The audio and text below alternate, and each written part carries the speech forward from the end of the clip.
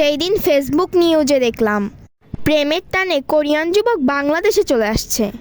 তোর নেভিয়ান সাহেব প্রেমের টানে পাকিস্তান থেকে বাংলাদেশে কবে আসবে শুনি?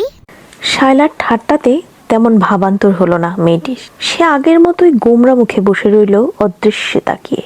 শায়লার পর এবার পাভেল মাথায় গাট্টা মেরে বলল, তোর নেভিয়ান বোধহয় এতদিনে বিয়ে করে বাচ্চা পয়দা করে বসে আছে, সংসার চাকরি নিয়ে ব্যস্ত, সেজন্য তুই তাকে ফেসবুকে পাচ্ছিস না।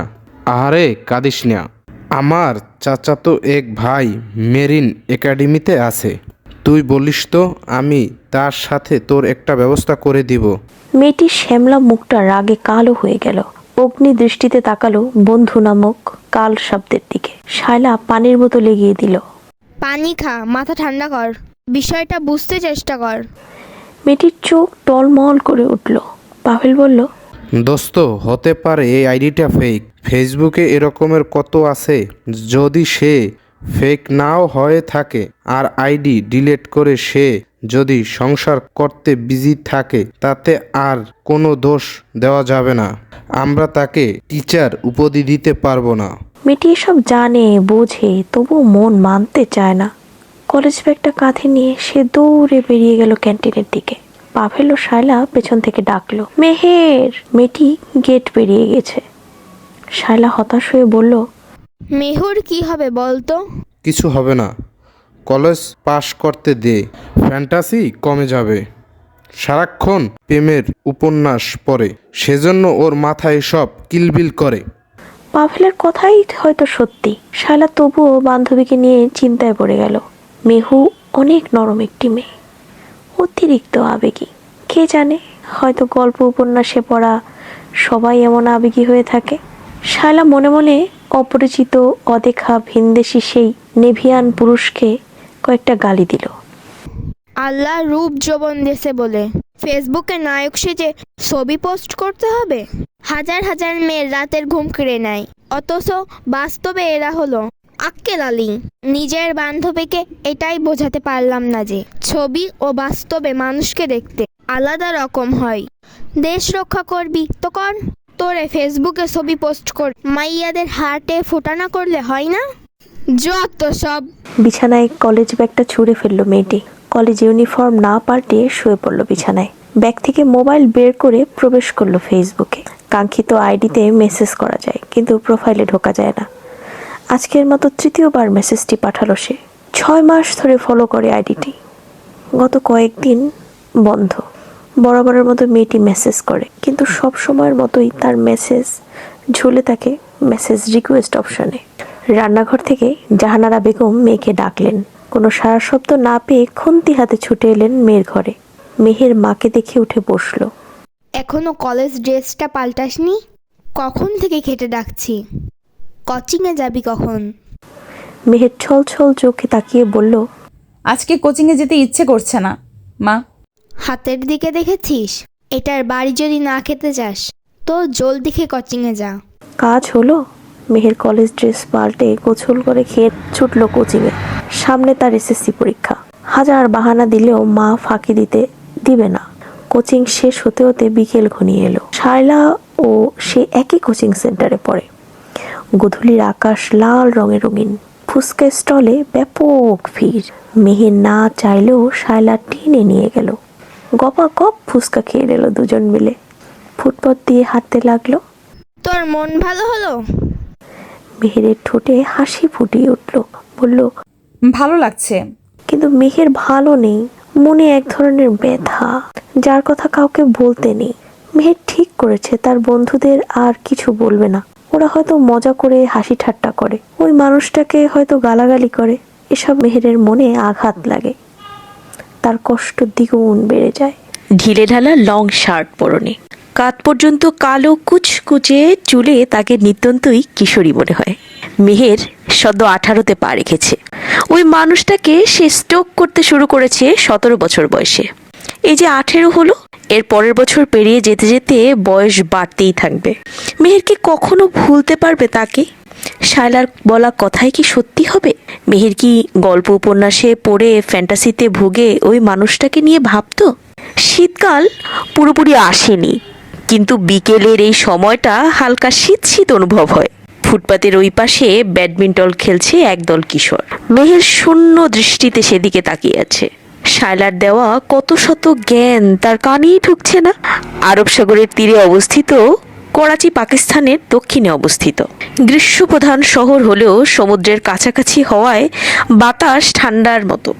শীতকাল হালকা ও আরামদায়ক। শহরটি দেশের প্রধান সমুদ্র বন্দর হিসেবে পরিচিত। বিকেলের লাল সোনালী আলো ছড়িয়ে পড়েছে আকাশ থেকে সমুদ্রে। সমুদ্র তীরে উটের উপর কুর্তা পাজামা পরিহিত একজন 28 বছর বয়সী লম্বা চওড়া যুবক বসে আছে। বালুতে নেমে সে প্রাণীটির গলার কাছে রশি ধরে সমুদ্রের তীর ঘেঁষে হেঁটে যেতে লাগলো অনন্ত পথ ধরে। সন্ধ্যা ঘনিয়ে আসতে তেমন দেরি নেই। সমুদ্রের তীরে মানুষজন কমই বলা যায়। হয়তো কিছুক্ষণ পর চারদিক নির্জন হয়ে যাবে। যুবকটি উটের মালিককে উট ফিরিয়ে দিয়ে নিজের পথ ধরল। বালুচর পেরিয়ে রাস্তায় উঠে আসতেই তার মোবাইলে শব্দ বেজে উঠল। রিসিভ করে গভীর অথচ তীক্ষ্ণ কণ্ঠে বলল, লেফটেন্যান্ট কমান্ডার আমান খান স্পিকিং। কথা বলে আবার মোবাইলটি পকেট চালান করে দিল। ডাক এসেছে তার, যাওয়ার সময় এগিয়ে এসেছে। কয়েকটা দিন সবকিছু থেকে নিজেকে দূরে রেখেছিল সে, নিজের মতো করে কাটিয়েছে। অবশেষে আবারও ফিরতে হচ্ছে কর্তব্য পালন করতে। বিশাল হোটেল রুমে ফিরে সে প্রথমে শাওয়ার নিল, তারপর গায়ে জড়ালো তার পদমর্যাদার প্রতিফলক তার ইউনিফর্ম। পায়ের বুট জুতোর ফিতে বেঁধে ডায়াল করলো একটি নাম্বারে। আসসালামু আলাইকুম, যা রাহি হু আম্মি, দোয়া করেंगे, আল্লাহ হাফেজ। সালামত রেহেনা বেটা, খোদা হাফেজ। তার সাদা পোশাক পরিহিত পাকিস্তানের নেভির দক্ষ অফিসারটি সমস্ত পিছুটান ফেলে এগিয়ে চলল নিজের গন্তব্যের দিকে। এই সময়টা মেহেরের পড়ার সময়। মেয়ের রুম থেকে ডিজে গানের শব্দ ভেসে আসছে। জাহানারা বেগম দরজায় ধাক্কা দিলেন, চিল্লিয়ে বললেন, কি করছিস তুই মেহের? মেহের এতক্ষণ বিছানায় লাফালাফি করছিলে। মোবাইল গানটি বন্ধ করে সে বিছানা ঠিকঠাক করে দরজা খুলে দিল। জাহানারা বেগমকে দেখে আমতা আমতা করে বলল, এমনি নাচতে ইচ্ছে করছিল মা। জাহানারা বেগম রাগ করতে গিয়েও হেসে ফেললেন। দুপুরে মন খারাপ ছিল না তোর? আমি তোর জন্য পকোড়া করেছি, খাবি আয়। মন ভালো হয়ে গেছে মা, তুমি যাও, আমি আসছি। জাহানারা বেগম চলে যেতেই মেহের মোবাইলের স্ক্রিনে ঠোঁট ছুঁয়ে লজ্জায় মুখ ঢাকলো। তারপর লাজে রাঙা মুখ তুলে আবারও তাকালো মোবাইল স্ক্রিনে থাকা ছবিটির দিকে। কুর্তা পাজামা পরিহিত সৌম্য পুরুষটি উট নিয়ে লালচে রঙা বিকেলের বালুচর দিয়ে হেঁটে যাচ্ছে। আজ 6 দিন পর তার আইডি অন হয়েছে। সাথে পোস্ট করেছে নিজের সেই ছবিটি। মেহেরকে আজ কে পায়? মেহেরের রুম থেকে চমৎকার গলায় গান শোনা যাচ্ছে। জাহানারা বেগম মুগ্ধ হয়ে মেয়ের গাওয়া গান শুনছেন। মেহের আজকাল গান গায়, নাচে, মুখে সবসময় হাসি লেপ্টে থাকে। মেয়ে আকস্মিক পরিবর্তনে তিনি খুশি হলেও চিন্তিত হয়েছেন। মেহেরের বয়সটা সর্বনাশী বয়স। এই বয়সেই সব অঘটন ঘটে যায় যে। মেহেরের রুমের সাথে বারান্দা আছে। সেখানে বসে সে মোবাইল স্ক্রিনে থাকা ছবিটার দিকে এক দৃষ্টিতে তাকিয়ে গুনগুন করে রবীন্দ্রসঙ্গীত গাইছে। ধীরে ধীরে গলার স্বর মোটা হচ্ছে। একসময় মেহের সবকিছু ভুলে হারিয়ে গেল। সে দেখল সমুদ্রের তীরে হেঁটে আসছে নেভির ইউনিফর্ম পরা একজন যুবক। মেহের তার জন্য দাঁড়িয়ে আছে অনন্তকাল ধরে। তার অপেক্ষার অবসান ঘটিয়ে যুবকটি নিজের মাথায় ক্যাপটি মেহেরের মাথায় পরিয়ে দিল। মেহেরকে নিজের সাথে শক্ত করে জড়িয়ে ধরো। তারপর কানে কানে বলল, ভালোবাসি মেহেরুন নেসা। মেহেরের ঠোঁটের হাসি ছড়িয়ে পড়েছে সেই যুবকের ঠোঁটেও। পুরুষটি তার কপালে গভীর প্রেম নিয়ে চুম্বন করল। তারপর হাঁটু গেড়ে বসে পড়ল মাটিতে। একটি আংটি সহ হাত বাড়িয়ে মেহেরকে নিজের করে নিতে চাইল। আমার বেগম হবেন মেহেরুন নেসা। মায়ের ডাকে মেহেরের কল্পনা থেকে বেরিয়ে এলো। তার গলায় তখনও রবীন্দ্রসঙ্গীত। দ্রুত হাতে প্রিয় আইডির ইনবক্সে টাইপ করে পাঠিয়ে দিল উক্ত সঙ্গীতের কয়েকটি লাইন। ভালোবেসে সখী নিভৃত যতনে আমার নামটি লিখো তোমার মনেরও মন্দিরে। আমারও পরাণে যে গান বাজিছে তাহার তালটি শিখো তোমার চরণ মঞ্জিরে। মোবাইল রেখে মেহের চোখ মুখ স্বাভাবিক করল। তার চোখে জল জমেছিল। দরজা খুলে হাসি মুখে দাঁড়িয়ে রইল। জাহানারা বেগম গালে হাত রেখে বললেন, খেতে আয়। মা চলে যেতেই মেহের আবার দরজা দিল। মোবাইল হাতে নিয়ে ইনবক্সে গেল। তার সব মেসেজই বাংলাতে করা। সে জানে না কখনো তার মেসেজ রিকোয়েস্টে লেখা মেসেজগুলো আইডির মালিক দেখবে কিনা। উর্দুতে টাইপ করতে পারলেও মেহের নিজের ভাষাতেই মনের কত শত অনুভূতি মেসেজে লিখে পাঠিয়েছে।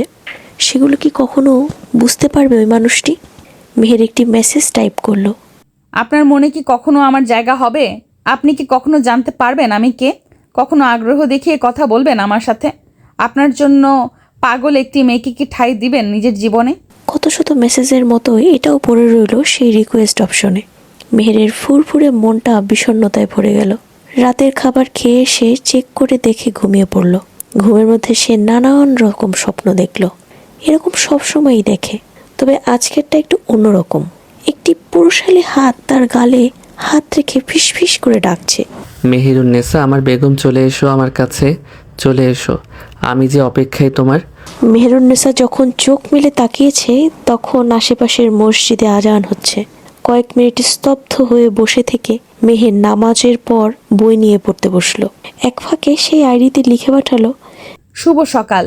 আমার আজ স্বপ্ন দেখে ঘুম ভেঙেছে। আমি দেখলাম একটা পুরুষালী হাত আমার গাল ছুঁয়ে আমাকে ডাকছে।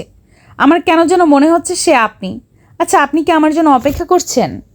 আমি কিন্তু আপনার কাছে আসব, অবশ্যই আসব। অপেক্ষা করুন, হ্যাঁ? মেহের জানে না সে ধীরে ধীরে পাগল হয়ে যাচ্ছে কিনা। মা সন্দেহ করছেন, তার উরুরু ভাব দেখে যে কেউ সন্দেহ করবে। মেহের স্বভাবতই চঞ্চল, কিন্তু আজকাল অনেক চুপচাপ হয়ে গেছে। বাইরে খুবই কম থাকে। সারাক্ষণ ঘরে চুপটি করে বসে থাকতে আর কত ভালো লাগে। আজ শুক্রবার হওয়ায় কলেজে যাওয়ার তাড়া নেই। মেহের ঠিক করলো সে দুপুরের পর মায়ের একটি শাড়ি পরবে, কিন্তু সেটা আর হলো না। সকাল 9টার পরই শায়লা এসে উপস্থিত। এক গাদা নোটস নিয়ে এসেছে। জাহানারা বেগমকে বলেছে, আমরা আজ বিকেল পর্যন্ত একসাথে পড়বো আন্টি।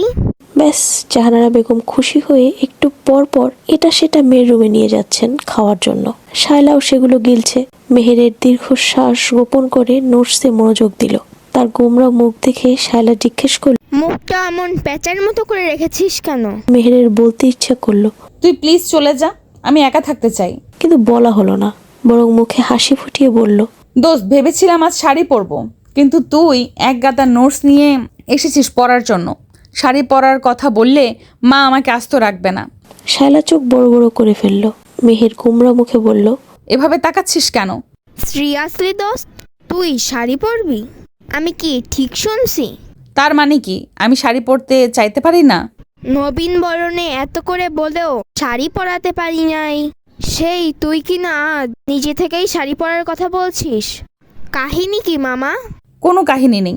শায়লা মেহেরের মুখ এদিক সেদিক ঘুরিয়ে বলল, তুই কি সিরিয়াস? কোন বিষয়ে? ফেসবুকের সেই ক্রাশটার বিষয়ে? মেহের দীর্ঘশ্বাস গোপন করল। দীর্ঘ 6 মাস তাকে এই প্রশ্নটা অনেকবারই শুনতে হয়েছে, তবুও প্রতিবারের মতো উত্তর দিল, সবটুকু দিয়ে সিরিয়াস দোস্ত। 6 দিন আইডি বন্ধ ছিল, আমার নিঃশ্বাস নিতেও কষ্ট হয়েছিল। শালার মুখে কালো মেঘ জমল। বান্ধবীর জন্য মায়া হলো তার। প্রতিবারের মতো এবারও বলল, এইসব বাদ দে না দোস্ত, পাকিস্তানের অফিসার সে। তুই বাংলাদেশে ভুলে যাস কেন? যদি এমনি সাধারণ পাবলিক হতো তবে আমার এত চিন্তা হতো না, বিশ্বাস কর। তুই আমাদের দেশের আর ওদের দেশের ইতিহাস জানিস না? ওই দেশের একজন দক্ষ অফিসার হয়ে বাংলাদেশের কাউকে পাত্তা দিবে বলে তোর মনে হয়? আর সে তো তোর মেসেজই কখনো দেখেনি, জানেও না তোর অনুভূতি সম্পর্কে। কতদিন অপেক্ষা করবি? যতদিন সে রিপ্লাই না করে ততদিন। ধর কখনোই রিপ্লাই করলো না, তবে সারা জীবন অপেক্ষা করে থাকবি? তুই ভুলে যাস কেন তুই আঙ্কেল আন্টির একমাত্র মেয়ে? মেহের বিষণ্ণ দৃষ্টিতে তাকিয়ে রইল। শায়লার বুকের ভিতর হু হু করে উঠল। মেহেরকে 2 হাতে জড়িয়ে ধরল। দোস্ত, আমি বলছি না যে এখনই এসব থেকে বেরিয়ে আয়। তুই চেষ্টা কর, সামনে আমাদের এইচএসসি পরীক্ষা, আইডি ডিলিট করে এসব থেকে বেরিয়ে আয়। পরীক্ষার পর অনলাইনে অ্যাক্টিভ হবি না হয়। শায়লা, তুই কখনো কাউকে ভালোবেসেছিস? একটা মানুষ কেমন আছে কি করছে তুই জানিস না, কিন্তু প্রতিদিনের মোনাজাতে দোয়া করছিস মানুষটা যেন সবসময় ভালো থাকে, সুস্থ থাকে। শায়লা, এটাকে কি ভালোবাসা বলে? শায়লা জবাব দিতে পারল না। মেহের খাপা ঠোঁটে বলল, আমি যতক্ষণ তার কোনো পোস্ট না দেখি ততক্ষণ শান্ত থাকতে পারি না। তুই জানিস শায়লা, তার এক একটা পোস্ট আমার মনে শান্তি ফিরিয়ে আনে, আমাকে বলে দেয় যে সে বেঁচে আছে, সুস্থ আছে। শায়লা স্তব্ধ হয়ে গেল। মেহেরের গাল বেয়ে জল গড়িয়ে পড়ল। ঠোঁটে হাসি ফুটিয়ে বলল, বিগত কয়েকদিন আমার কিভাবে কেটেছে আমি জানি না রে। শায়লার গলা কাঁপছে। এ কেমন ভালোবাসায় তলিয়ে গেলি দোস্ত? মেহের তখন অন্যমনস্ক হয়ে গেছে। তার গলায় করুণ স্বর। ভালোবেসে সখী নিভৃত যতনে আমার নামটি লিখো তোমার মনের মন্দিরে। জলসে যাব জানি মানছে না মন খানি, পাবো না জেনেও মিছিমিছি কেন তোমাকেই ছুতে চাই। আমি কেন বারবার প্রেমে পড়ে যাই, বিকেল পর্যন্ত নোটস পড়ার কথা থাকলেও পড়া হলো না। শালাকে দিয়ে মাকে পটিয়ে শাড়ি পরে রুমের দরজা লাগিয়ে দুজন নাচছে। শালা হাঁপিয়ে বিছানায় পড়ে বলল। আকাশি রঙের শাড়ি পরিহিত মেয়ের মোবাইল হাতে নিয়ে নাচছে। নাচের তালে ঠোঁট নড়ছে। গুনগুন করতে করতে মাঝে মধ্যেই মোবাইল ঠোঁট ছুঁয়ে দিচ্ছে। শালা ফ্যাল করে বান্ধবীর নির্লজ্জতা দেখছে। শালার মুখ লাল হয়ে গেল। হাত ধরে টেনে বসালো মেহেরকে। মোবাইল কাছে ভাঙন ধরে যাবে দোস্ত। মেহের একটা ঘোরে চলে গেছে। বলল, ধরে যাক। শালাকে ঝাঁকিয়ে বলল, ওহ দোস্ত, বাস্তবে ফিরে আয়। কি কল্পনা করছিস তুই? মেহেরের জড়ানো গলা। দোস্ত, সে যদি কখনো আমার সামনে আসে আমি সেদিন মরে যাব নিশ্চিত। শালা চোখ বড় বড় করে তাকালো। মেহের বলল, আমি তাকে এক পলক দেখার জন্য শত সহস্রবার মরে যেতে রাজি। শালার কপাল চাপড়িয়ে ব্যাগ থেকে একটা ভাঁজ করা কাগজ বের করলো। বাস্তবে ফিরে আয়, এটা দেখ। মেহের তখনও বলেই চলেছে। আমি দেখছি সে আমাকে জড়িয়ে ধরেছে। আমি শ্বাস নিতে পারছি না দোস্ত। প্লিজ কল্পনা থেকে বের হ। মেহের মোবাইল থেকে চোখ সরিয়ে শায়লার দিকে তাকালো। তার চোখ থেকে অশ্রুর বন্যা নেমে এলো। ডোক গিলে বলল, সে যদি আমাকে কখনো এসে ছুঁয়ে দেয় সেদিন বোধহয় অক্সিজেনের অভাব আমার মৃত্যু হয়ে যাবে। তুই থামবি? আমি এখনই তাকে ভাবলে শ্বাস নিতে পারি না। আমাকে আজীবন শ্বাসকষ্টের রোগী বানিয়ে দেওয়ার অপরাধে সে কি শাস্তি হিসেবে আমাকে একটু ছুঁয়ে দিতে পারে না? না, পারে না। তুই কল্পনার জগতে বাস করছিস। কোথায় তুই আর কোথায় সে? সে সুদূর দেশের রাজকুমার। কোন সমুদ্রে জাহাজ ছুটিয়ে বেড়াচ্ছে কে জানে। সমুদ্রের গভীরে কখন হারিয়ে যাবে কেউ জানে না। বাস্তবতার আছড়ে পড়েছে মেহের। শায়লার পাশে বসে কাগজটি দেখিয়ে বলল, এটা আমাদের ক্লাসের আদনান দিয়েছে। কেন? পড়েই দেখ। মেহের তীব্র আচ্ছা, সময় হল দুজনের। বাবাকে পেলে তো আমাকেই মন থাকে না। আমার কাছে থাকলে তার শুধু তোকে দেওয়ার আগে আমি পড়েছি। এক কাজ করো, তোকে তোমার মেয়েকে তোমার কাছেই রেখে দাও। আমি একাই এরপর ঢাকাতে থেকে পড়ে কেউ থাকবো না এসব হয়। দিলে তোমার আপনি মেয়ের দিবেন। যে পড়ে অ্যাডমিশনের জন্য ঢাকা কিন্তু না। ছুটতে হবে, শায়লা তখন মিনমিন করে তোমাদের বলল, যখন অসুবিধা নেই কেন? ওর তবে কত আমার বড় আর সাহস কি? আমাকে লাভ লেটার তোমরা দেয়? যেখানে আমিও সেখানে। মেহের ফুঁসে উঠল। খেয়ে নে আগে। না, পারে না। বিকেল হয়ে এসেছে। আমার দিকে তাকালে আজ তো ছুটির আমি ওর দিন। চোখ তুলে এত ফেলবো। চাপ নেওয়া লাগবে না।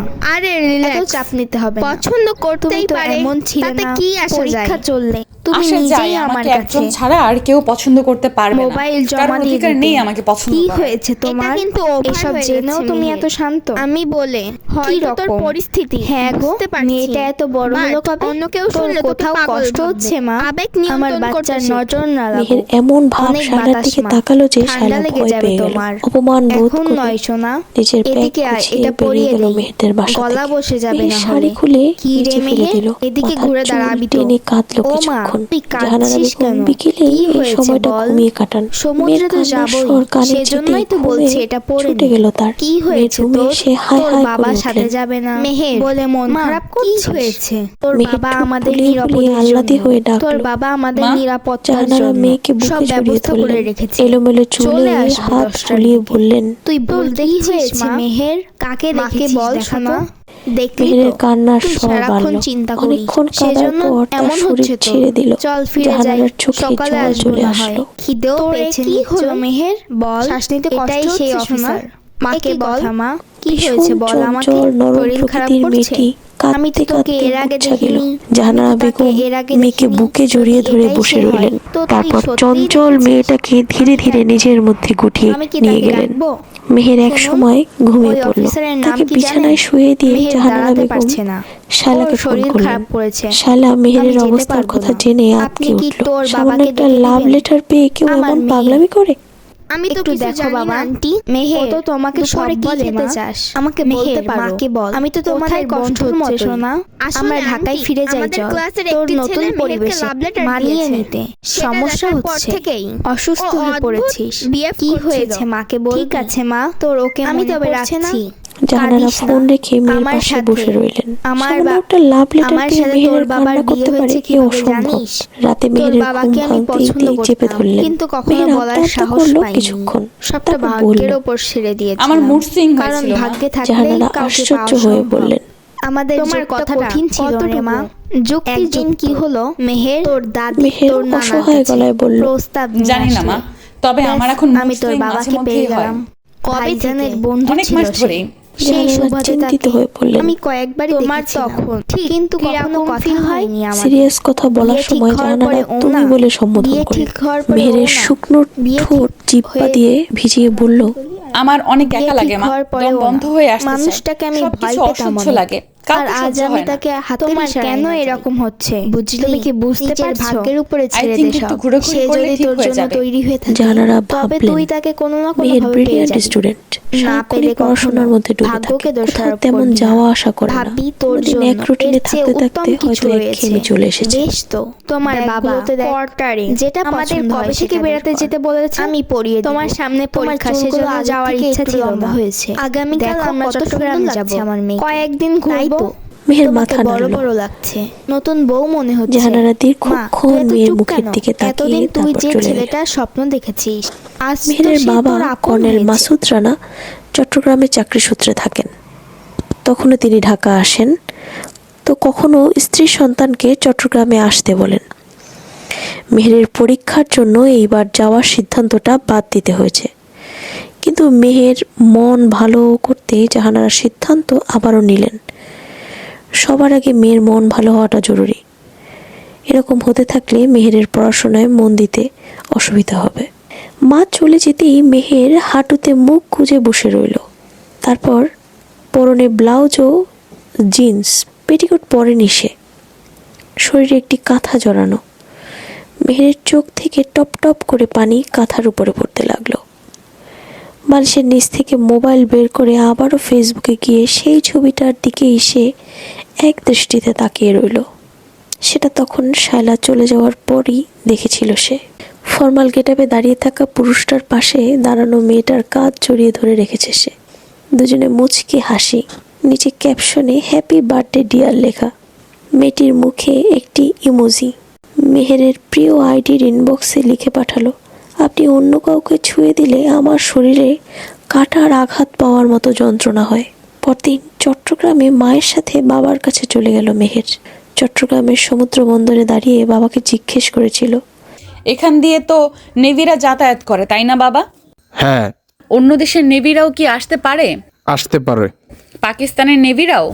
পারে মা। ওরা কেন আসে বাবা? ফ্রেন্ডশিপ বা চুক্তি করতে আসে। আজ কি ওরা আসবে? মাসুদ রানা মেয়ের কথায় হেসে ফেললেন। অনেক দেশেরই অফিসাররা আসে মা। পাকিস্তানের ওরাও এসেছে অনেকবার। আবার কবে কখন কোন চুক্তি দরকার হবে তা তো বলা যায় না। আজ হয়তো আসবে না। মেয়ে মন খারাপ করে বলল, তুমি হাসছো কেন বাবা? Nothing my child. তোমার কি তাদের দরকার? বাবা, আমি তোমার কাছে কখনো কিছু চাইলে দিবে? কেন নয়? তুমি সবসময় যা চাইবে তোমার বাবা সাধ্য মতন তা দিতে চেষ্টা করবে। তুমি তো আমার বেস্ট ফ্রেন্ড বাবা। আমি তোমাকে বেস্ট ফ্রেন্ড মনে করে একটা কথা বলি। বলো মেহের।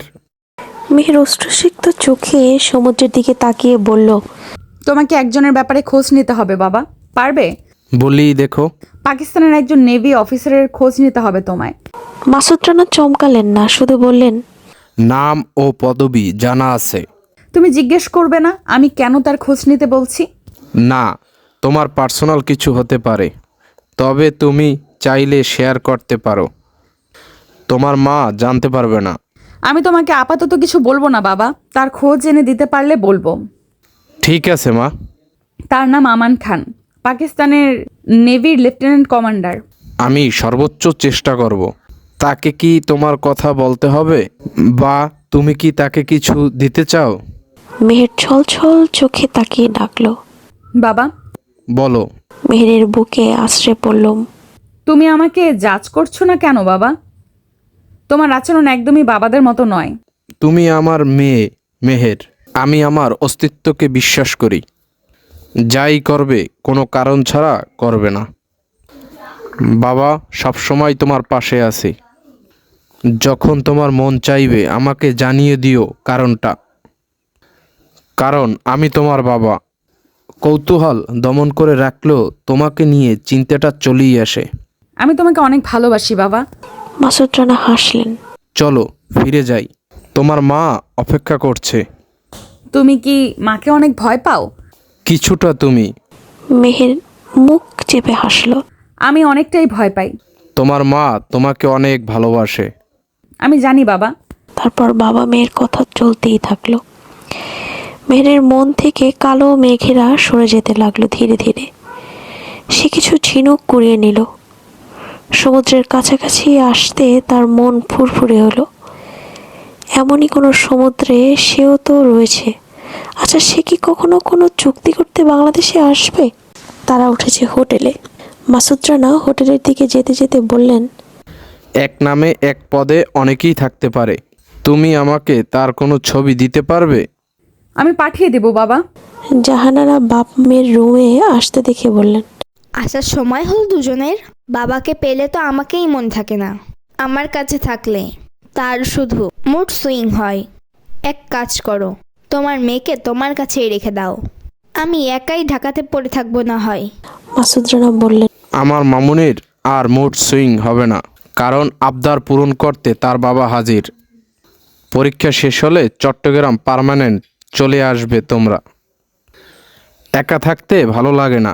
কাজ শেষে বাড়ি ফিরে তোমাদের হাসি মুখটা না দেখলে আমারও মুড সুইং হয়। তোমার মেয়ের যে পড়ে অ্যাডমিশনের জন্য ঢাকা ছুটতে হবে তখন। সে তো এডমিশনের জন্য চট্টগ্রামও ছুটে আসতে হতো। না হয় চট্টগ্রাম থেকে ঢাকাতে গিয়ে পরীক্ষা দিয়ে আসবে। কি মামুনি? মেয়ে অনেক খুশি। সমুদ্রের কাছাকাছি থাকাটা তার জন্য আরো ভালো।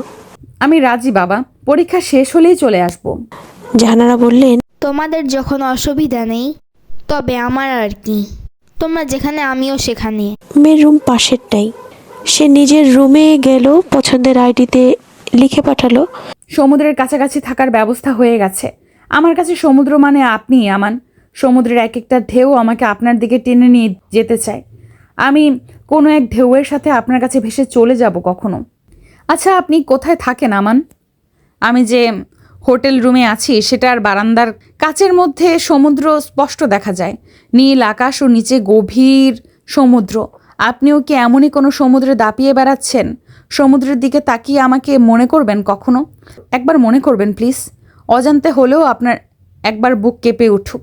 আপনি না জানলেও আপনার অবচেতন মন বুঝতে পারো কেউ একজন সমুদ্রের কাছাকাছি দাঁড়িয়ে আপনাকে কি গভীরভাবে মনে করে চলেছে।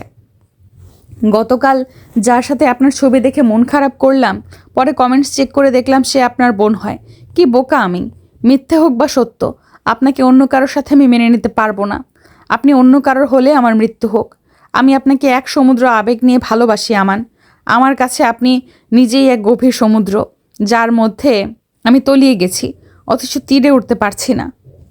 পাকিস্তান নেভি মূলত আরব সাগর এবং ভারত মহাসাগরের উত্তর পশ্চিম অংশে কার্যক্রম চালায়।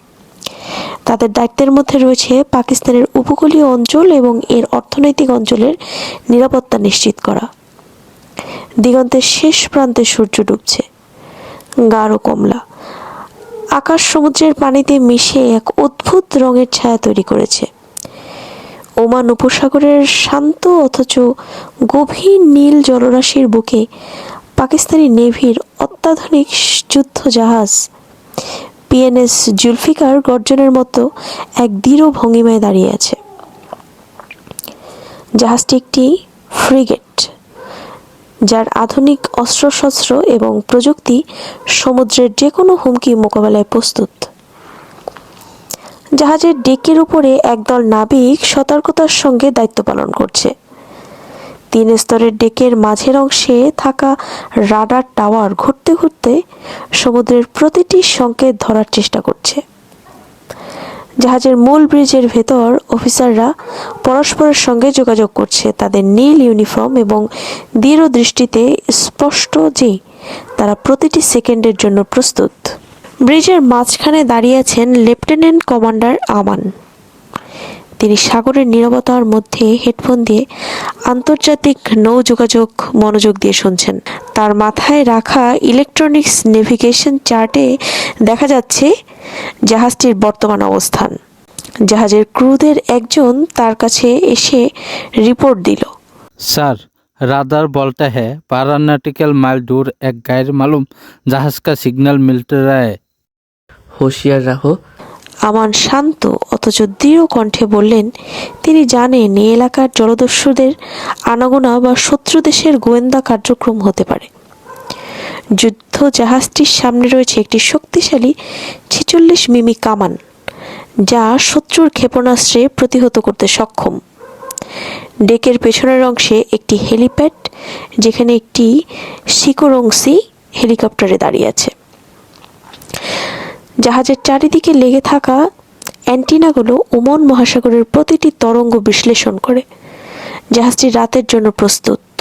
লাল আলো জ্বলছে ডেকের বিভিন্ন অংশে, যা শত্রুদের দৃষ্টি এড়াতে ব্যবহার হয়। জাহাজের ইঞ্জিন থেকে মাঝে মাঝে হালকা গর্জন শোনা যাচ্ছে, যা মনে করিয়ে দেয় যে এই যুদ্ধ জাহাজ সবসময় চলাফেরার জন্য প্রস্তুত। চারপাশের বাতাসে নোনা জলের গন্ধ। দূরে ওমানের পাহাড়ি উপকূলীয় ছায়ায় আবছা দেখা যাচ্ছে। সমুদ্র শান্ত থাকলেও মাঝে মধ্যে ঢেউ এসে জাহাজের গায়ে ধাক্কা দিয়ে ফিরে যাচ্ছে। এমন দৃশ্যের মাঝে পাকিস্তানি নেভির এই যুদ্ধজাহাজ শুধু শক্তির প্রতীক নয়, এটি সমুদ্রপথে শান্তি ও সুরক্ষার প্রতিশ্রুতি। তবে এই শুনশান রাতের মাঝেও ক্রুদের চোখে মুখে সতর্কতা, কারণ ওমান উপসাগরও কখনোই পুরোপুরি শান্ত থাকে না। রাত ক্রমশ গভীর হচ্ছে। আকাশে চাঁদ আধখানা, আর তার চারপাশে ছড়িয়ে থাকা তারা সমুদ্রের জলে প্রতিফলিত হচ্ছে। ওমান মহাসাগরের ঢেউগুলো হালকা শব্দে জাহাজের গায়ে আছড়ে পড়ছে।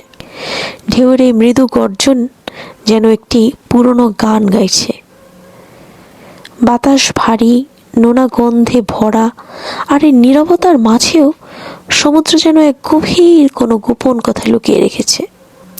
অজানা জাহাজটিতে সংকেত ধীরে ধীরে আরও পরিষ্কার হচ্ছে। লেফটেন্যান্ট কমান্ডার আমান তার টিমের দিকে তাকিয়ে একটি কড়া নির্দেশ দিলেন। সার্চ লাইট তৈয়ার করো, হৌসলা তৈয়ার রাখো। দূরবীন দিয়ে দেখা যাচ্ছে অন্ধকারের মধ্যে একটি জাহাজ আবছা ছায়া। একটি বাণিজ্যিক জাহাজ হতে পারে, আবার কোনো শত্রু জাহাজও হতে পারে। কেউ জানে না এই অন্ধকারে কী লুকিয়ে আছে। জাহাজের ভেতরে কার্যক্রম তুঙ্গে। মেশিন রুমে ইঞ্জিনের শব্দ ক্রুদের কথোপকথনের চেয়ে জোরালো। রাডার রুমে প্রযুক্তিবিদরা মনোযোগ দিয়ে স্ক্রিনের দিকে তাকিয়ে আছে। তারা দ্রুত তথ্য বিশ্লেষণ করছে এবং ব্রিজের রিপোর্ট পাঠাচ্ছে। ক্যান্টিনের এক কোণে কিছু নাবিক এক কাপ গরম চা হাতে নিয়ে পরিস্থিতি পর্যবেক্ষণ করছে, যদিও তাদের মুখে টেনশনের ছাপ স্পষ্ট। সমুদ্রের মাঝখানে থাকা মানেই হলো অনিশ্চয়তার মাঝে ভাষা। এই নির্জনতা শুধু নাবিকদের শারীরিক পরীক্ষাই নয়, তাদের মানসিক দৃঢ়তারও চূড়ান্ত পরীক্ষা। দূরের দিগন্তের কাছে হঠাৎ করে কালো মেঘ জমতে শুরু করেছে। এটি হয়তো একটি সামান্য ঝড়, আবার হতে পারে ওমান সাগরের বেরি বেরি বাতাসের পূর্বাভাস। ঢেউয়ের গর্জন বাড়ছে, আর জাহাজের ইঞ্জিনগুলোর গতিও ত্বরান্বিত হচ্ছে। ক্রুরা সবাই প্রস্তুত, কারণ সমুদ্রের মর্জি বদলাতে বেশি সময় লাগে না। লেফটেন্যান্ট কমান্ডার আমান জানেন এই মিশন শুধুই একটি অভিযান নয়, এটি পাকিস্তানের সমুদ্র সীমা রক্ষার জন্য একটি গুরুত্বপূর্ণ দায়িত্ব। তাদের লক্ষ্য হলো উপসাগরের জলপথে শৃঙ্খলা বজায় রাখা, চোরাচালান বা শত্রুপক্ষের কার্যকলাপ থামানো এবং বাণিজ্যিক জাহাজগুলোর সুরক্ষা নিশ্চিত করা। পাকিস্তান নেভির যুদ্ধজাহাজ পিএনএস জুলফিকার সতর্ক অবস্থানে রয়েছে। রাডারের সংকেত ধীরে ধীরে আরও পরিষ্কার হচ্ছে। দূর থেকে অন্ধকারের আবছা দেখা যাচ্ছে একটি বিশাল বাণিজ্যিক জাহাজ। জাহাজটি কোনো সাড়া দিচ্ছে না। জাহাজটি দেখতে বেশ পুরনো, ধূসর রঙের কার্গো জাহাজ, আর পেইন্ট উঠে গেছে, আর জং ধরা অংশগুলো পরিষ্কার বোঝা যাচ্ছে।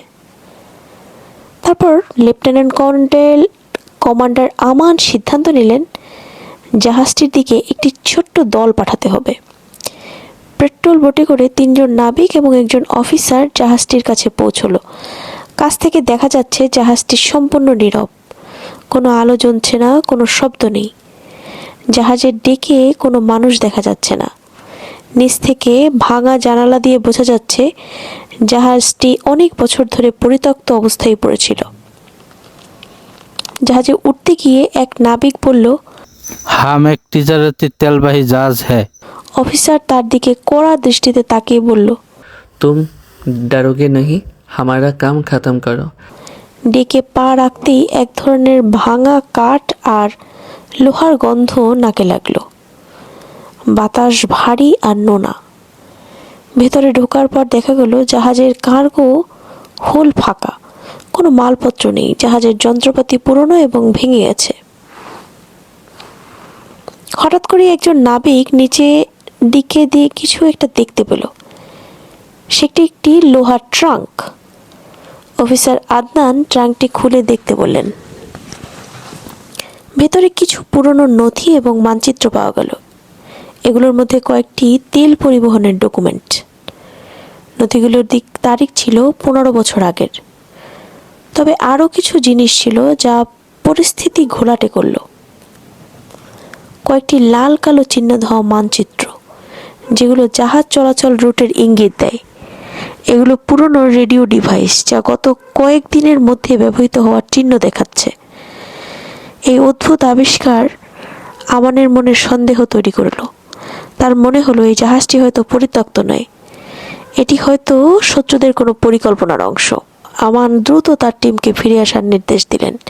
তিনি জানতেন এই পরিত্যক্ত জাহাজটি হয়তো শত্রুপক্ষের ফাঁদ হতে পারে।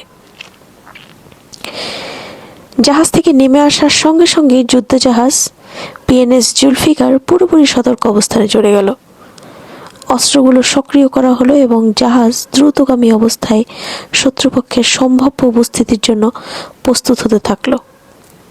আমান জানতেন সামান্য মুহূর্তগুলো সহজ হবে না। রাডারের রিপোর্ট অনুযায়ী 10 নটিক্যাল মাইল দূরে থাকা দ্রুতগামী জাহাজটি অদ্ভুত আচরণ করছে। সেটি পাকিস্তানের যুদ্ধ জাহাজের দিকে এগিয়ে আসছে, কিন্তু তার দিকে বারবার পরিবর্তন করছে, তার দিক বারবার পরিবর্তন হচ্ছে। लेफ्टिनेंट कमांडर अमान राडार ऑपरेशन के बोलें, जहाज की रुख देखो, अगर इस समुद्री डाकुन का है तो फौरी रुकाओ। কিছুক্ষণ পর ব্রিজে একটি সংকেত ভেসে এলো। অজানা জাহাজটি যোগাযোগের চেষ্টা করছে। তারা জানালো, हम एक तिजारती तेलवाही जहाज है। हमारा जहाज नुकसान पहुंचा है। मदद जरूरत है। তবে আমান সন্দেহ করলেন, কারণ এতদিন ধরে ওমান উপসাগরে অপহরণ ও চোরাচালানের ঘটনা ঘটে আসছে। তিনি নিজেই রেডিওতে উত্তর দিলেন, आपकी पहचान की तस्दीक करनी होगी, आपका ईमो नंबर भेजे। কিছু সময় চুপ থাকার পর তারা আইএমও নম্বর পাঠালো। আমার সেটি দ্রুত ইন্টারন্যাশনাল মেরিটাইম অর্গানাইজেশন ও ডাটাবেসে চেক করালেন। ফলাফল এলো এটা ভুয়া নম্বর। এবার আমার নিশ্চিত হলেন এটি একটি শত্রুপক্ষের চাল। সম্ভবত এই দ্রুতগতির জাহাজ জলদস্যুদের দল, যারা নেভির জাহাজকে ফাঁদে ফেলার চেষ্টা করছে। অথচ এই শত্রু দেশের কোনো গুপ্ত মিশন, যেখানে তারা পাকিস্তানের নৌসীমায় ঢুকে ধ্বংসাত্মক কার্যকলাপ চালানোর পরিকল্পনা করছে। অজানা জাহাজটি এবার আরও দ্রুত গতিতে পাকিস্তান নেভির দিকে এগিয়ে আসতে শুরু করলো। আমান ব্রিজের দাঁড়িয়ে তাৎক্ষণিক সিদ্ধান্ত নিলেন। যুদ্ধজাহাজ থেকে সতর্ক গুলি ছোড়া হলো। অজানা জাহাজটি আচমকা দিক পরিবর্তন করলো এবং পালানোর চেষ্টা করলো। কিন্তু ঠিক এমন সময় রাডার দেখলা আরও দুটি ছোট ছোট নৌযান পাশ দিয়ে বেশ দ্রুত গতিতে এগিয়ে আসছে। এদের গতি এবং আকার দেখে স্পষ্ট এগুলো আক্রমণকারী জলযান। তীব্র গতিতে গর্জে উঠল জাহাজের কামান। প্রথম গুলিতেই একটি নৌযান ধ্বংস হয়ে গেল। অন্য দুটি দিক পরিবর্তন করে পেছনে সরে গেল, কিন্তু দ্রুতগামী মূল জাহাজটি পালানোর চেষ্টা করছে। ঠিক তখনই যুদ্ধজাহাজের রাডারে আরও একটি সংকেত ধরা পড়ল। এটি ছিল একটি সাবমেরিন, যা সমুদ্রের গভীরে অবস্থান করছে। এটি সম্ভবত শত্রুপক্ষের এবং জাহাজকে লক্ষ্য করে ক্ষেপণাস্ত্র ছোড়ার প্রস্তুতি নিচ্ছে। আমান দ্রুত পরিস্থিতি বিশ্লেষণ করলেন এবং সাবমেরিন ধ্বংস করার জন্য একটি ডেপ চার্জ, জলমধ্যে বিস্ফোরণ ঘটানোর জন্য একটি বিশেষ অস্ত্র ব্যবহার করার নির্দেশ দিলেন। জাহাজ থেকে ডেপ চার্জ ফেলা হলো। গভীর সমুদ্রের তলদেশে ভয়াবহ বিশ্লেষণ আর কিছুক্ষণ পর রাডার দেখল সাবমেরিন ধ্বংস হয়েছে। অজানা দ্রুতগামী জাহাজটি ভয় পেয়ে পিছু হটল এবং পালিয়ে গেল। লেফটেন্যান্ট কমান্ডার আমান এবং তার টিম নিশ্চিত করল ওমান উপসাগরে পাকিস্তানের জলসীমা রক্ষা করা হয়েছে। পুরনো বাণিজ্যিক জলজাহাজটি পরিত্যক্ত অবস্থায় রেখে সেটি পুরোপুরি স্ক্যান করার জন্য একটি বিশেষ টিম পাঠানো হবে। সমুদ্রের ভোর থেকে ভোরের আলো ফুটে উঠল। আমানের চোখে মুখে ক্লান্তির ছাপ, দায়িত্ব পালন, আত্মবিশ্বাস স্পষ্ট। চট্টগ্রাম সমুদ্র বন্দরে একটি হোটেল রুমে তখন জ্বলে উঠেছে আলো। মেহের ঠকঠক করে পানি খেয়ে নিজেকে শান্ত করতে চেষ্টা করলো। ভয়ঙ্কর স্বপ্ন দেখে তার মন প্রাণ সবকিছু উদ্বিগ্ন। মোবাইল হাতে নিয়ে প্রিয় আইডিতে টাইপ করে পাঠালো। আপনি ঠিক আছেন আমান? বরাবর মতোরই উত্তর এলো না। মেহেশ চিন্তিত হয়ে বসে রইল। গতকালের এই বার্থডে পোস্টের পর আর কোনো পোস্ট করা হয়নি আমানের আইডি থেকে। মানুষটি ঠিক কেমন আছে? পরদিন সকালে মায়ের সাথে ঢাকা ফিরে আসে মেহের। শুরু হয় তার নিত্যদিনের রুটিনে চলা। সকালে কলেজে যাওয়া, দুপুরে বাসায় ফিরে গোসল করা, খেয়ে আবার শাইলার সাথে কোচিংয়ে যাওয়া, বিকেল পেরিয়ে যাওয়ার পর বাসায় ফেরা, সন্ধ্যার পর আবারও পড়তে বসা। তার মানে এই নয় যে আমানকে মনে করে না, আমান তো তার মনে থাকে। সে প্রতি সেকেন্ডে আমানকে মনে করে। উচ্চতর গণিতের সূত্র গেটে ফেলা আমানকে ভেবে তার এই রুটিনের জীবনের মধ্যে পড়ার ফাঁকে ফাঁকে, খাওয়ার ফাঁকে ফাঁকে সে আমানকে মেসেজ পাঠায়। অস্থির মন বারবার প্রোফাইল চেক করে যদি কোনো পোস্ট আসে, কিন্তু না, আমানের আইডিতে আর কোনো পোস্ট করা হয়নি। মনে নানান ভয় কাজ করে। সে ঠিক আছে তো? ক্লাসের মনোযোগী ছাত্রীটাও হুট করে অমনোযোগী ও অন্যমনস্ক হয়ে পড়ে। কোচিংয়ের সেরা ছাত্রীটাও সামনের সিট রেখে পেছনে বসে। কখনো কখনো শায়লাকে নিয়ে মেহের নিজের মধ্যে গুটিয়ে রাখে। তার দুনিয়ায় বাবা, মা ও আমান ছাড়া আর কারো অস্তিত্ব নেই। শায়লা ও পাভেলকেও সে মাঝে মধ্যেই ভুলে যায়।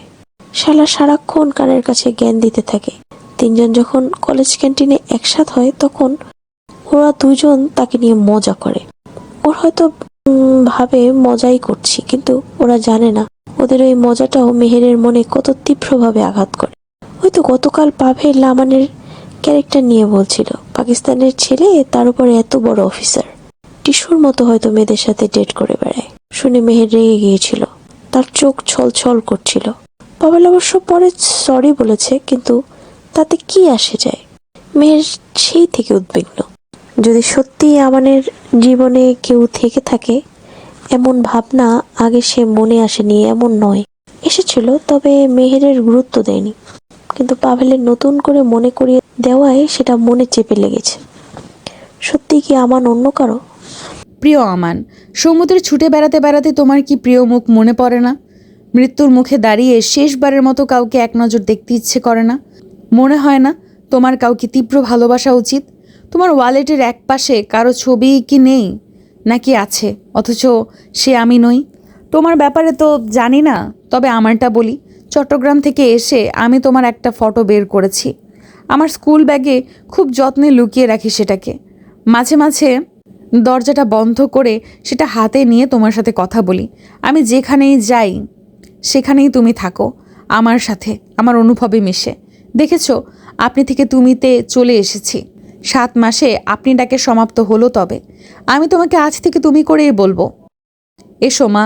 খেয়ে নে আগে, বিকেল হয়ে এসেছে। আজ তো ছুটির দিন, এত চাপ নিতে হবে না। গধূলির এক বিকেল। কর্নেল মাসুদ রানা তার অফিসের ডেস্কে বসে আছেন। বাইরে রোদের আলো ধীরে ধীরে কমে আসছে। চায়ের কাপ পাশে রেখে তিনি তার বিশ্বস্ত সহকারী মেজর ফারুককে নির্দেশ দিলেন। মেজর, পাকিস্তানের নৌবাহিনীর সদর দপ্তরে একটি বার্তা পাঠাতে হবে। একজন অফিসারের বিষয়ে জানতে চাইছি। মেজর ফারুক মাথা নেড়ে বললেন। শীঘ্রই তার বিষয়ে সব চলে আসবে। কর্নেল নিজেই বার্তার খসড়া তৈরি করলেন। এতে কোনো আবেগের ছাপ ছিল না, একেবারে আনুষ্ঠানিক ভাষায় লেখা। লেফটেন্যান্ট কমান্ডার আমান খান, সাম্প্রতিক দায়িত্ব এবং পেশাগত প্রোফাইল সম্পর্কে তথ্য প্রয়োগের অনুরোধ জানাচ্ছি। প্রয়োজন হলে আমাদের সেনাবাহিনীর মাধ্যমে ভবিষ্যৎ সহযোগিতার জন্য আলোচনা প্রস্তাব রাখা যেতে পারে। সন্ধ্যায় বাবার সাথে কথা বলতে গিয়ে মেহের জানতে পারল বিষয়টি। মনে দারুণ এক উত্তেজনা তার। মেহেরের বাবার সাথে কথা শেষ করে মোবাইলের বুকে চেপে ধরে বসে রইল। অপেক্ষার প্রহর কবে শেষ হবে? পাকিস্তানের করাচি নৌ নিবাসে যখন বার্তাটি পৌঁছালো তখন এটি বেশ গুরুত্বের সহিত বিবেচনা হলো। এমনিতে দুই দেশের সেনাবাহিনীর মধ্যে পেশাদার যোগাযোগ থাকলেও এটি কিছুটা ব্যতিক্রম মনে হলো। বার্তাটি সরাসরি নৌবাহিনীর একটি উচ্চপদস্থ কমান্ডারের কাছে পাঠানো হলো। সেখান থেকে নির্দেশ এলো, লেফটেন্যান্ট কমান্ডার আমান খানের বর্তমান দায়িত্ব এবং সাম্প্রতিক রেকর্ড প্রস্তুত করুন। প্রয়োজন হলে তাকে সরাসরি জানিয়ে দিন। একদিন সকালে আমান তার শিপে দায়িত্ব পালন করছিল। তখন এক জুনিয়র অফিসার এসে বললেন, सर एक पैगाम आया है, बांग्लादेश आर्मी आपके बारे में जानना चाहती है। আমান কিছুটা অবাক হলো, বাংলাদেশ আর্মি কিউ? কিন্তু তার পেশাদার মনোভাবের কারণে সে বিষয়টি স্বাভাবিকভাবেই নিল। পাকিস্তান নৌবাহিনীর হেডকোয়ার্টার থেকে মাসুদ রানার নিকট মেইল গেল। পাকিস্তান নৌবাহিনীর পক্ষ থেকে আপনাকে জানানো যাচ্ছে যে লেফটেন্যান্ট কমান্ডার আমান খান সম্পর্কে আপনার অনুরোধ অনুযায়ী প্রয়োজনীয় তথ্য পাঠানো হলো। আমান খান বর্তমান পাকিস্তান নৌবাহিনীর একজন দায়িত্বশীল এবং অত্যন্ত দক্ষ অফিসার। তার সামরিক কেরিয়ার পর্যালোচনা করে আমরা নিচের তথ্য প্রদান করছি। পেশাদার দক্ষতা: লেফটেন্যান্ট কমান্ডার আমান খান একজন অভিজ্ঞ এবং উচ্চমানের অফিসার, যার পেশাদারি রেকর্ডে কোনো বিতর্ক নেই। তার নেতৃত্বে একাধিক অপারেশন সফলভাবে সম্পন্ন হয়েছে, বিশেষ করে জলদস্যু দমন ও সামুদ্রিক নিরাপত্তা নিশ্চিতকরণের ক্ষেত্রে। অভিযান এবং প্রশিক্ষণ: তিনি বিভিন্ন সমুদ্রে অভিযান অংশগ্রহণ করেছেন এবং বিভিন্ন সেনা ও নৌবাহিনীর প্রশিক্ষণে তার যোগ্যতা প্রমাণিত হয়েছে। তার সামরিক কৌশল ও নেতৃত্বের গুণাগুণ প্রশংসনীয়। বিশ্বস্ততা ও নেতৃত্ব: তিনি একজন বিশ্বস্ত এবং ধারাবাহিকভাবে সফল অফিসার। তার মধ্যে নেতৃত্বের এক অনন্য গুণ রয়েছে, যা তাকে সহকর্মীদের মধ্যে শ্রদ্ধার স্থান এনে দিয়েছে। বিশেষ অর্জন: তিনি নৌবাহিনীর অ্যাকশন মেডেল এবং গ্যালান্টি অ্যাওয়ার্ড অর্জন করেছেন, যা তার সাহসিকতা ও নেতৃত্বের প্রশংসাস্বরূপ। আমাদের পক্ষ থেকে লেফটেন্যান্ট কমান্ডার আমান খান সম্পর্কে আরও অনেক বিস্তারিত প্রয়োজন হলে দয়া করে আমাদের সাথে যোগাযোগ করুন। অপেক্ষায় রইলাম। সৌজন্যে পাকিস্তান নৌবাহিনী। ইংরেজি মেলটি পড়ে সেটা বাংলাতে ট্রান্সলেট করে তিনি মেহেরকে পাঠালেন। মেহের সেদিন কলেজের কোচিং শেষে বাড়ি ফিরে সবে সন্ধ্যার নাস্তা করতে বসেছিল। তখনই তার মোবাইলে মেইল আসে। মেলটি পড়ে তার মাথায় হাত। এসব তো সে জানি। আমানের প্রোফাইল ঘুরেই কিছু কিছু জানা যায়। সে তো তার ব্যক্তিগত জীবন সম্পর্কে জানতে চেয়েছে। হতাশ মেহেরের গলা দিয়ে নাস্তা ঢুকলো না। বাবাকেও সে কিছু বলতে পারবে না, কারণ পেশার দিক থেকে বাবা এর থেকে বেশি কিছু করতে পারবে না।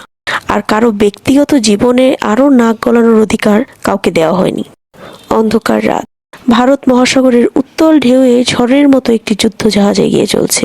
এটি লেফটেন্যান্ট কমান্ডার আমান খানের নেতৃত্বে পাকিস্তান নেভির একটি মিশন। তাদের কাজ একদল জলদস্যুকে আটকানো, যারা এটি আন্তর্জাতিক বাণিজ্য জাহাজের হাইজ্যাক করেছে। জাহাজটি তাদের ঘাঁটিতে নিয়ে যাচ্ছে। জাহাজের ব্রিজে দাঁড়িয়ে আমান খান গভীর চিন্তায় মগ্ন। পরিস্থিতি জটিল।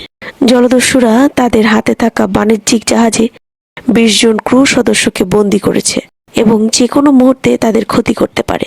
তার উপর রাতের ঘন কালো অন্ধকার, বজ্রপাতের মতো গর্জন এবং সাগরের ভয়ালো ঢেউ মিশনকে আরো কঠিন করে তুলেছে। জাহাজে থাকা রাডার সংকেত দেখাচ্ছে জলদস্যুর জাহাজ মাত্র 10 মিনিটের দূর। আমান দ্রুত একটি কৌশলগত পরিকল্পনা করে তার টিমকে নির্দেশ দেন, নীরবে কাছাকাছি যেতে হবে, কিন্তু ধরা পড়া যাবে না। মিশনটি দুঃসাহসিক হলেও আমানের অভিজ্ঞতা ও আত্মবিশ্বাস তার টিমকে উজ্জীবিত করে। আমান সিদ্ধান্ত নেন সরাসরি আক্রমণ নয়। প্রথমে তারা ধোঁয়া বোমার মাধ্যমে বিভ্রান্তি সৃষ্টি করবে। এরপর তার টিম 3 দিক থেকে আক্রমণ চালাবে। যখন ধোঁয়া বোমা নিক্ষেপ করা হয় তখনই জলদস্যুরা বুঝতে পারে তারা তারা খাচ্ছে। গোলাগুলির শব্দ ভেসে আসে। বন্দীদের নিরাপত্তার কথা মাথায় রেখে আমান তার পরিকল্পনা পরিবর্তন করে। তিনি নিজেই এটি ছোট র্যাপিড বোটে করে আরও 3 জন নেভি কমান্ডো নিয়ে জলদস্যুদের জাহাজে ওঠেন। জাহাজ থেকে লড়াই শুরু হয়। জলদস্যুরা সংখ্যায় বেশি এবং তাদের পেছনে প্রাণঘাতী, কিন্তু আমান তার টিম প্রশিক্ষণে পারদর্শী। আমানের তীক্ষ্ণ দৃষ্টি এবং সুনিপুণ শারীরিক কৌশল কাজে আসে। একের পর এক জলদস্যুকে তারা নিস্তেজ করে। ঠিক যখন সবকিছু নিয়ন্ত্রণে, তখন জলদস্যুদের নেতা বন্দীদের জিম্মি করে একটি বিস্ফোরক ডিভাইস সক্রিয় করার হুমকি দেয়। আমান ধৈর্য ধরে নেতাদের সঙ্গে আলোচনা শুরু করেন। তার ঠান্ডা মাথার কৌশল এবং নেতার মনস্তাত্ত্বিক দুর্বলতা কাজে আসে। ধীরে ধীরে আমান তাকে বিশ্বাস করিয়ে দেন তাদের পালানোর সুযোগ আছে। জলদস্যুদের নেতা অবশেষে আত্মসমর্পণ করেন। বন্দীরা মুক্ত হয়, জলদস্যুরা গ্রেপ্তার হয় এবং মিশন সফল হয়। জাহাজে ফিরে আমান তার টিমের দিকে তাকিয়ে ছোট্ট একটি হাসি দেন, কিন্তু তার চোখে ক্লান্তির ছাপ। তিনি জানেন সমুদ্র কত রহস্যময়, তেমনি বিপদসংকুল। এই মিশন তাকে আবার মনে করিয়ে দিল, একটি সিদ্ধান্তে শুধু একটি মিশন নয়, অনেকের জীবন নির্ভর করে। সমুদ্রের জলের দিকে গভীর চোখে তাকিয়ে আমান ভাবল তার নিজেরও জীবন নির্ভর করে। আম্মি ও তার পরিবারের সবাই তাকে ভালোবাসে। তার কিছু হলে সবাই কষ্ট পাবে। পিছুটান বলতে আমানের এতটুকুই। মেহেরের এসএসসি পরীক্ষা শুরু হয়েছে 3 দিন হলো। তার মোবাইল জাহানারার কাছে। পরীক্ষা শেষ না হওয়া পর্যন্ত জরুরি প্রয়োজন ছাড়া মোবাইল হাতে নিতে পারবে না সে। সারাদিন পরীক্ষা পড়াশোনা করে মধ্যরাতে যখন বিছানায় শরীর এলিয়ে দেয়, তখন তার বুকটা হু হু করে কেঁদে ওঠে। বিগত কতদিন সে আমানকে একটা মেসেজও করতে পারেনি। কতদিন আগে সমুদ্রের মধ্যে জাহাজের রিল্যাক্সে দাঁড়িয়ে থাকা একটি ছবি পোস্ট করেছিল আমান। সেটা দেখেই সে স্বস্তি পেয়েছে মনে। কিন্তু এই কদিন ধরে তার কোনো খোঁজ খবর নিতে পারছে না মেহের। মন সারাক্ষণই গুমড়ে মরে। অনেকবার অনুনয় করে মায়ের কাছে মোবাইল চেয়েছে। জাহানারা বারবারই অবাক বিস্ময় নিয়ে বলেছে, তুমি তো এমন ছিলে না। পরীক্ষা চললে তুমি নিজেই আমার কাছে মোবাইল জমা দিয়ে দিতে। কি হয়েছে তোমার? মেহের কিছু বলতে পারেনি। কি বলবে সে? যে মা আমার একজনকে মেসেজ করা প্রয়োজন, সে কোনো পোস্ট করেছে কিনা, স্টোরি দিয়েছে কিনা সেটা দেখা প্রয়োজন। তার কিছু হলো কিনা সবই যে এই একটাতেই দেখে বোঝা সম্ভব। মা নিশ্চিত তাকে চড় মারতেন, বলতেন নির্লজ্জ মেয়ে। রাতের আধারে কলেজ ব্যাগ থেকে আমানের সেই ফটো বের করে চোখের জল ফেললো মেহের। তার একটি গোপন ডায়েরিও আছে। মেসেজের অনুভূতি লিখে পাঠাতো বলে সেটার মধ্যে সে আমানকে নিয়ে লিখত। মোবাইল থেকে দূরে থাকা কয়েকদিন ধরেই সে ডায়েরিতে আমানকে নিয়ে লিখে। আজও লিখল। ডায়েরির পাতাগুলো তার চোখের পানিতে ভিজে উঠল। মেহের চোখ মুছে বারবার লিখল। কত শত অব্যক্ত কথা সেগুলো, অব্যক্ত অনুভূতি, যা আমান কখনো জানবে কিনা জানবে কে জানে? কেউ জানে না। পৃথিবীতে তো কত রকমই মিরাক্কেল ঘটে। একদিন কি আমানের সাথেও তার দেখা হবে? পরীক্ষার পরপরই মাসুদ রানা ঢাকা এলেন। চট্টগ্রামে নিজের কোয়ার্টারে স্ত্রী ও মেয়েকে নিয়ে থাকেন তিনি। সব ব্যবস্থাই করে এসেছেন। তখনও হাতে মোবাইল পায়নি মেহের। মাকে নিজ থেকে বলেনি সে, পাছে যদি আবারও কথা শুনতে হয়। বাবা সেদিন এলেন। সেদিন সন্ধ্যার পর মা তখন কিচেনে রান্না করছিলেন। তখনই বাবা তাকে প্রশ্ন করে, তার বিষয়ে বলবে বলেছিলে? মেহের কিছুক্ষণ ফ্যাল ফ্যাল করে তাকিয়ে বলল, কি? চিন্তা হচ্ছে মা, তোমার বয়সটা অনেক বিপজ্জনক।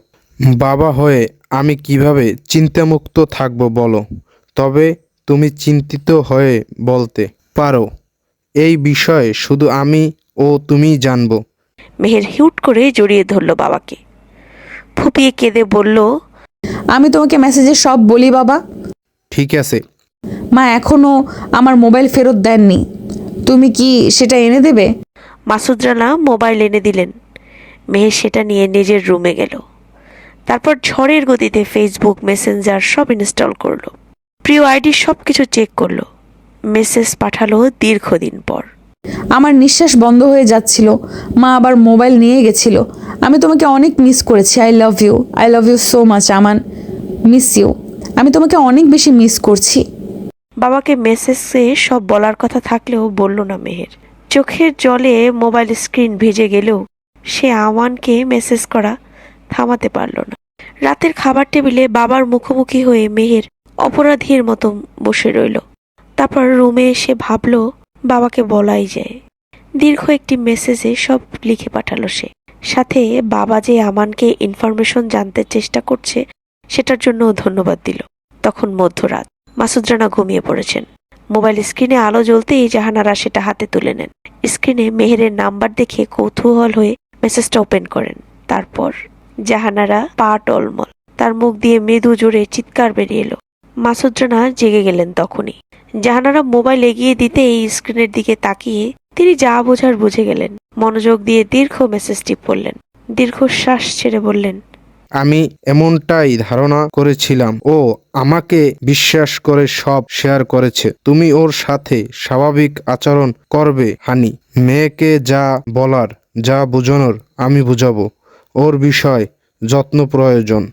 জাহানারা বিস্ময় নিয়ে বললেন, এসব জেনেও তুমি এত শান্ত? মাসুদ রানা হেসে বললেন, কোনো দোষ তো দেখছি না। এই বয়সে প্রায় সবাই এমন করে। তবে আমাদের মেয়ে অনেক নরম। আমার নরম মেয়েটাকে হয়তো কঠিন পরিস্থিতি মোকাবেলা করতে হতে পারে। আমি সেটা নিয়ে চিন্তিত। কি রকম? ও যাকে ভালোবাসে সে যুজন যুজন দূরে। কখনো দেখা হবে কিনা তারই নিশ্চয়তা নাই। আর যদি ছেলেটার পক্ষ থেকেও কিছু থাকতো তবে আমরা পারিবারিকভাবে একটা সিদ্ধান্তে আসতে পারতাম। কারণ আমরা তো ওইসব টিকিক্যাল মা বাবা নয়। কিন্তু যেখানে সব একতরফা, সেখানে সবকিছু দিন শেষে আমাদের মেয়েকেই সহ্য করতে হবে। আরও দেরি হয়ে যাওয়ার আগে মেহেরকে এসব থেকে দূরে নিয়ে আসতে হবে। মুভ অন করতে হবে। আমাদের একটাই তো সন্তান হানি। জাহানারার মনে পড়ে গেল মেহেরের মুড সুইনিং। মেয়েটার মুড সুইং এর কত শত বাহানা। ফ্যাল ফ্যাল চোখে তাকিয়ে থাকেন। হ্যাঁ গো, মেয়েটা এত বড় হলো কবে? পরদিন ভোরে কফি নিয়ে মেয়ের রুমে গেলেন জাহানারা। মেহের তখন নিজের ব্যাগ গোছাচ্ছিল। জাহানারা মেয়ের পাশে বসিয়ে সারা মুখে হাত বুলিয়ে দিলেন। গালে হাত রেখে বললেন, তোর কোথাও কষ্ট হচ্ছে মা? মেহের কিছুক্ষণ ফ্যাল ফ্যাল করে তাকিয়ে হেসে ফেলল। সে হাসলো, তার চোখও হাসে। কি সুন্দর লাগে দেখতে। মেয়েটা শ্যামলা হলেও যেন দুনিয়ার সব মুগ্ধতা নিয়ে জন্মেছে। ওর গায়ের রং ফর্সা হলে হয়তো এত মুগ্ধতা থাকতো না। জাহানারা বিড়বিড় করে বললেন, আমার বাচ্চার নজর না লাগুক। চট্টগ্রাম আর্মি কোয়ার্টারের পরিবেশ অনেকটাই শান্ত। মাসুদ রানা মেহেরের বাবা, বাংলাদেশ সেনাবাহিনীর কর্নেল। তার শান্ত কোয়ার্টার অপেক্ষা করছে কর্নেলের পরিবারকে গ্রহণ করতে। আজ তিনি তার স্ত্রী জাহানারা আর মেয়ে মেহেরকে নিয়ে চট্টগ্রামে ফিরে যাবেন। মেহেরের এইচএসসি পরীক্ষা শেষ হয়েছে। নতুন এক অধ্যায় শুরু করতে যাচ্ছে সে। কিন্তু যাওয়ার আগে বিদায়ের মুহূর্তটা মেহেরের জন্য সহজ নয়। শুধু বন্ধু শায়লা আর পাভেল একসাথে দাঁড়িয়ে মেহেরকে একটু দূরে দাঁড়িয়ে তাদের দিকে তাকিয়ে আছে। শায়লার চোখ ভেজা, কিন্তু মুখে একরকমের হাসি। পাভেলের মুখটা বিষণ্ণ। তুই সমুদ্রে কবে যাচ্ছিস জানিস তো? সেখানে গেলে আমাকে মেসেজ দিস কিন্তু, ভুলিস না। শায়লা হেসে বলে। মেহের হাসে, তবে সেই হাসির মধ্যে বিষাদের ছায়া। পাভেল কিছু বলে না, শুধু মেহেরের দিকে তাকিয়ে থাকে। বিদায়ের আগে মেহের তার ছোট্ট ব্যাগ থেকে একটা ছবি বের করে। আমানের ছবি। পাকিস্তান নেভির ইউনিফর্মে দাঁড়িয়ে থাকা এক তীক্ষ্ণ দৃষ্টির কঠিন চেহারার পুরুষ। মেহের ছবিটার দিকে তাকিয়ে নিজ মনেই নিচু স্বরে বলে, আমি সমুদ্রের কাছাকাছি যাচ্ছি আমান। তোমার সমুদ্র, আমার কাছে সমুদ্র মানেই তুমি। সমুদ্রের কাছাকাছি থাকলে আমি তোমাকে আরও গভীরভাবে অনুভব করতে পারবো। আমার মনে হচ্ছে আমি তোমার কাছে যাচ্ছি, ওই কোয়ার্টার নয়। তুমি আমার অপেক্ষায় দাঁড়িয়ে আছো। আমি আসছি আমান, তোমার কাছে আসছি। শায়লা আর পাভেলের দিকে হাত নাড়িয়ে বিদায় জানায় মেহের। গাড়ির ভেতরে বসে চট্টগ্রাম কোয়ার্টারের দিকে যাত্রা শুরু করে। তার বাবা সামনের সিটে বসে আছেন। চট্টগ্রামের দিকে ছুটে চলা গাড়ির জানালা দিয়ে মেহের সমুদ্রের গন্ধ যেন আগেভাবেই অনুভব করতে পারে। জলদস্যুদের দমনের মিশন শেষে পাকিস্তান নেভির পক্ষ থেকে আমান খান ও তার টিমকে অভিনন্দন জানানো হয়। তবে মিশনের ধকল, তার সমুদ্রের ঝড় তাকে শারীরিক ও মানসিকভাবে ক্লান্ত করে তোলে। কিছুদিনের ছুটি নেওয়ার কথা ভেবে তিনি করাচি ফিরে যান। ঠিক তখনই আসে একটি বিশেষ আদেশ।